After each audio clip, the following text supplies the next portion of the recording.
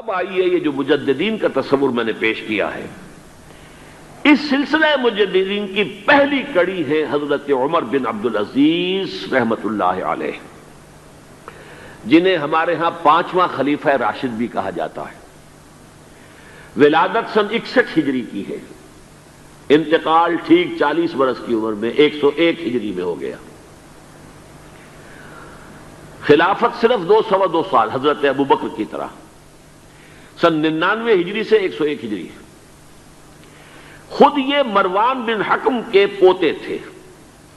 بنو امیہ کے جو خلفاء ہیں ان کی 2 شاخیں ہیں، امیہ کے 2 بیٹوں سے جو شاخیں چلی ہیں، ایک حرب سے چلی ہے، اس میں ابو سفیان تھے لیکن وہ خلیفہ نہیں تھے، لیکن امیر معاویہ، پھر یزید کا بیٹا تھا معاویہ ثانی۔ دوسری شاخ جو تھی وہ مروان ابن حکم سے چلی ہے، اور اس میں ہے اصل میں جو 10 خلفاء آئے ہیں بنو امیہ کے۔ یہ مروان بن حکم کے پوتے تھے، لیکن ان کی والدہ حضرت عمر کی پوتی تھی۔ یہ جو امتزاج ہوا ہے، یہ جو حضرت عمر فاروق رضی اللہ تعالیٰ عنہ کا خون ان کی رگوں میں پہنچا ہے، اب وہ بڑا مشہور واقعہ ہے، دلچسپ واقعہ ہے کہ حضرت عمر ایک روز اپنی رات کی گشت پر تھے، جو آپ خبر گیری کے لیے رات کو سفر کرتے تھے شہر کے اندر، تو آپ نے دیکھا small hours of the morning, صبح کا فجر سے کچھ وقت پہلے کا وقت ہوگا، ایک گھر میں سے آواز آ رہی ہے ماں بیٹی کی گفتگو کی۔ ماں نے کہا بیٹی بکریوں کا دودھ نکال لیا، دہو لیا؟ کہ ہاں امی۔ اچھا اس میں کچھ پانی ملا دو۔ انہوں نے کہا امی آپ نے سنا نہیں، خلیفہ نے منادی کرائی تھی کہ دودھ میں پانی ملانا غلط ہے، ہرگز کوئی پانی نہ ملایا جائے۔ ماں نے کہا تو بیٹی خلیفہ یہاں کوئی موجود ہے، کوئی دیکھ رہا ہے، پانی ملا دو۔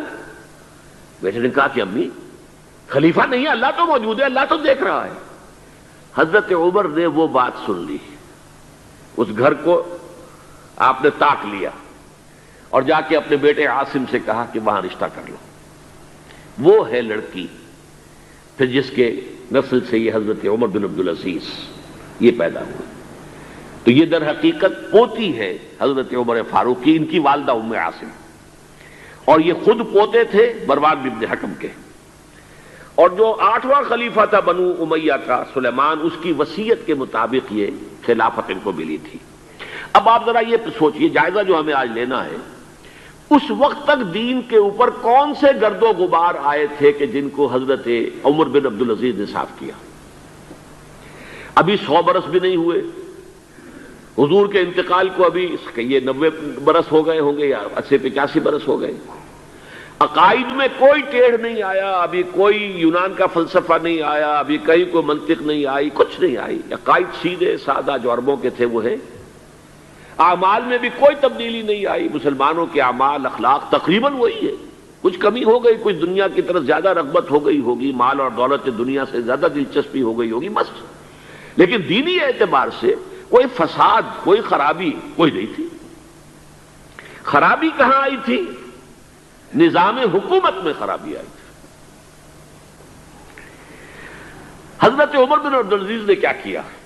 دیکھیے ان کا تجدیدی کارنامہ صرف 3 نکات پر مشتمل ہے، یہ میں بتا چکا ہوں آپ کو۔ ابھی نہ عقائد میں کوئی کجی آئی تھی، نہ اعمال میں کوئی خرابی آئی تھی، عوام کے حکومت کے نظام میں تبدیلی ہوئی تھی، اب موروثی ہو گئی تھی اور تحکمانہ ہو گئی تھی۔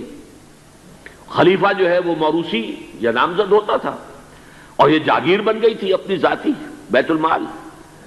انہوں نے 3 ہی کام کیے۔ نمبر 1، ان کو خلافت ملی تھی اصل میں سلیمان جو ان سے پہلے خلیفہ تھے ان کی وصیت کی بنیاد پر، لیکن یہ احتیاط کر لی گئی تھی کہ اگر کہیں یہ وصیت پہلے لوگوں کے علم میں آ گئی تو شاید لوگ بغاوت کریں اور حضرت عمر بن عبدالعزیز کو گوارا نہ کریں۔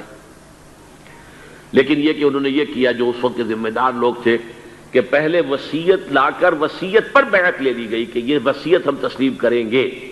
ابھی سلیمان کے انتقال کی خبر بھی نہیں دی گئی، اسے بھی چھپا کر رکھا ہوا تھا۔ اس کے بعد وصیت کھولی گئی اور حضرت عمر بن عبدالعزیز، اور اعلان کیا گیا کہ سلیمان کا انتقال ہو گیا، تب لوگوں نے بیعت کر لی، کیونکہ بیعت تو کر چکے تھے، وصیت کی بیعت کر چکے تھے۔ اس وصیت میں سے عمر بن عبدالعزیز برآمد ہو گئے تو وہ بیعت خود بخود ہو گئی۔ لیکن انہوں نے جا کے اعلان کیا مجمع عام میں، لوگوں مجھ پر یہ خلافت کی ذمہ داری ڈال دی گئی ہے، بغیر مجھ سے پوچھے، بغیر میرے مشورے کے، بغیر میری خواہش کے۔ لیکن میں آپ کی گردنوں میں سے اپنی خلافت کے اس قلادے کو اتار کر پھینک دیتا ہوں. آپ جسے چاہیں اپنی آزاد مرضی سے مشورے سے خلیفہ بنا دیں. یہ پہلی اصلاح تھی. موروثیت ختم، نامزدگی ختم. اب اگر چاہتے ہیں آپ، اگر لوگوں کی رائے ہے ان کا مشورہ تو ٹھیک ہے. سب نے کہا بیک زبان ہم آپ پر راضی ہیں، ہم آپ ہی کو خلیفہ بنانا چاہتے ہیں. پہلی اصلاح تو یہ ہو گئی. دوسرا کام یہ کیا، جتنی جاگیروں کے ڈاکومنٹس تھے، دستاویزات، وہ سب طلب کیے. خود اپنے گھر سے اپنی بیوی کے سارے زیورات، عبد الملک بن مروان کی بیٹی سارے زیورات بیت المال میں داخل کرتی. اپنی جاگیر سب سے پہلے اپنی جاگیر کو ختم کیا. اس زمانے میں شیڈر تو تھے نہیں، مشین تو تھی نہیں. مسجد میں بیٹھے ہوئے تھے حضرت عمر بن عبدالعزیز، اور وہ ایک وثیقہ لایا جاتا تھا اور وہ قینچی سے کاٹ کاٹ کے پھینک رہے تھے. بڑا طوفان مچ گیا بنو امیہ کے لوگوں کے اندر. یہ کیا ہو رہا ہے؟ ایک وفد بھی آیا کہ دیکھیے آپ اپنے سے پہلے لوگ جو کچھ انہوں نے کیا تھا، آپ اب جو چاہیں آپ کریں، لیکن پہلے جن لوگوں نے جو کچھ کیا ہے اس کی نفی تو نہ کیجیے. حضرت عمر بن عبدالعزیز پوچھتے ہیں دیکھو اگر تمہارے پاس ایک فرمان ہو امیر معاویہ کا اور ایک ہو ان کے بعد کسی چوتھے پانچویں پشت کے اندر آنے والے کا، تو کس کے فرمان کو زیادہ اہمیت ہوگی؟ سب نے کہا امیر معاویہ کے فرمان کی زیادہ اہمیت ہوگی. تو فرمایا پھر میرے پاس فرمان جو ہے وہ امیر معاویہ سے بھی بہت پہلے کا ہے. میرے پاس اللہ کی کتاب ہے، قرآن ہے، میں اس کی روح سے طے کر رہا ہوں. لہذا ہو جائے کم وقت میں، کوئی ناراض ہوتا تو ہو. ساری جاگیریں ختم کر دی. نمبر 3 واقعہ یہ ہے کہ خود اپنی زندگی کے اندر جو عسرت اور جو تنگ دستی اور جو سادگی اختیار کی ہے، میں سمجھتا ہوں غالباً اس میں وہ حضرت ابو بکر حضرت عمر کو بھی مات دے گئے ہیں رضی اللہ تعالیٰ عنہ. حالانکہ بڑے ہی ایک تو حسین اور جمیل انسان تھے، خوش شکل، خوش لباس، شہزادے تھے، گورنر بھی رہے تھے. پھر ان کے والد جو ہے طویل عرصے تک مصر کے گورنر تھے، وہاں ان کی پرورش ہوئی تھی گورنر کے بیٹے کی حیثیت سے. اعلیٰ لباس پہنتے تھے، خوشبو کے اندر اس طریقے سے بسا ہوا کہ جہاں سے گزر گئے ہیں پورا راستہ معطر ہو جاتا تھا. لیکن اب اچانک جو آیا ہے، جیسے ہی یہ بیعت ہوئی ہے خلافت کی، ان کی اہلیہ کہتی ہیں، حضرت فاطمہ ان کا نام تھا، کہ آ کر بیٹھ کر اور مسلح پر رونا شروع کر دیا. میں نے پوچھا کیوں، کیا ہوا؟ کہ یہ جو بوجھ مجھ پر آن پڑا ہے، یہ ذمہ داری. رونا شروع کیا. اور اس کے بعد واقعہ یہ ہے کہ انہوں نے ذاتی زندگی میں کپڑا صرف ایک جوڑا، 2 بھی نہیں، جمعے کے لیے بھی اس کے دھو کر سوکھنے کے لیے انتظار کرنا پڑتا تھا، تب جا کر پہن کر اس کو جمعے میں جاتے تھے. ایک دفعہ آئے ہیں، اپنی بچیوں سے گفتگو کر رہے تھے، تو بچیوں کو دیکھا عجیب حال ہے کہ وہ جو بھی بات کرتی ہیں پھر اپنے منہ پر ہاتھ بھی رکھ لیتی. پوچھا کیا سبب ہے؟ کہنے لگی آج ہم نے صرف پیاز سے روٹی کھائی ہے، ہمارے منہ سے بدبو آ رہی ہوگی، ہم نہیں چاہتی کہ آپ کو اس بدبو سے تکلیف پہنچے.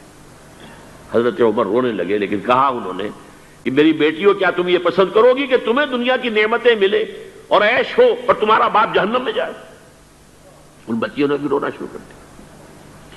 سارے زیورات ختم، اپنی جاگیر ختم. وہ آپ نے پڑھے ہوں گے واقعات کہ اگر چراغ بھی ہے رات کو سرکاری کام کر رہے ہیں تو وہ جو بیت المال کے تیل سے جو جلنے والا چراغ ہے وہ روشن ہے.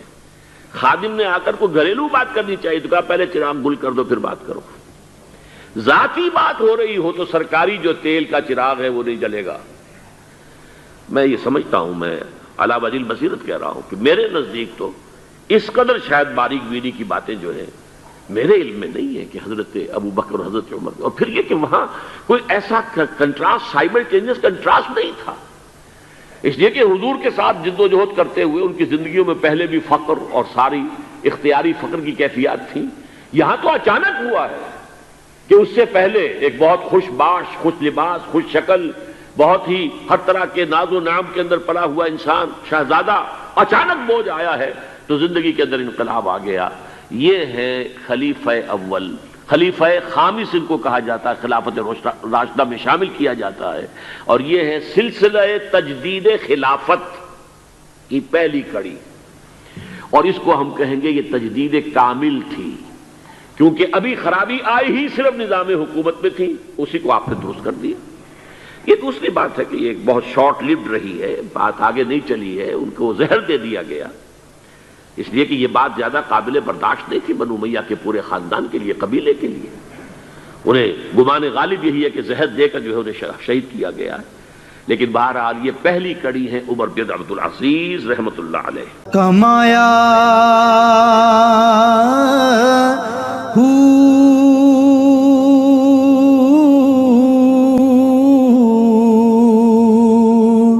نام بھج مسیتی وڑیا نا تسبا